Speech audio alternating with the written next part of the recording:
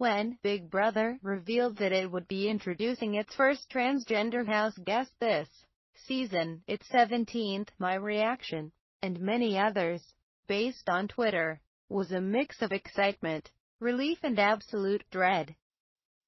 Because even though the liberal coastal cities have celebrated the likes of Caitlyn Jenner and Laverne Cox with relatively open arms, there's still a whole other world out there filled with transphobic people. And since the trans community has experienced extremely high rates of murder and suicide because of this intolerance, it's extra important for Big Brother to do right by Audrey Middleton, for Audrey herself, but also for the trans people watching who deserve to see themselves embraced by the mainstream media. The thing with Big Brother, though, is that so much of what happens inside of its house doors depends on casting, and a lot of the reason why I was terrified was due to the dreadful season 15, in which Black and Asian contestants were bullied all summer long by a couple of crappy racists. But lucky for viewers, and for Audrey herself, the other 7 contestants we met last night were seemingly well vetted for things like racism and transphobia. When Audrey announced her truth during a Getting to Know You session on day 1, the responses varied, but all of them were much better than I had anticipated.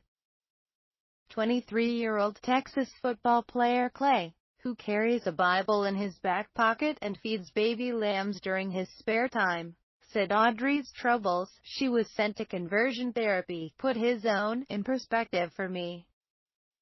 25-year-old Meg, a waitress from New York who lives with her husband, Shutter, seemed completely unfazed, while 27-year-old Devon and 33-year-old Shelley complimented Audrey on her appearance, and welcomed her into their all-female alliance.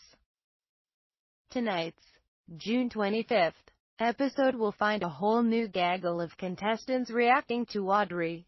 But since last night's most problematic response belonged to 31-year-old James saying that he could relate to Audrey because being Asian and from the South, I get bullied all the time too, I feel a whole lot better about how the cast, and undoubtedly, the producers, will treat this extremely delicate issue.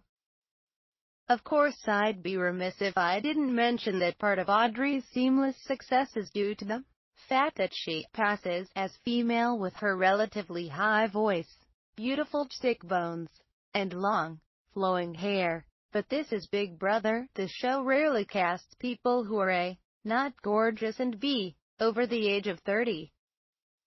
I hope to death that more reality shows follow this Big Brother example of inclusion and take things a step further by depicting a less conventionally gorgeous trans person. But CBS and Audrey Middleton should still be applauded for leading the way.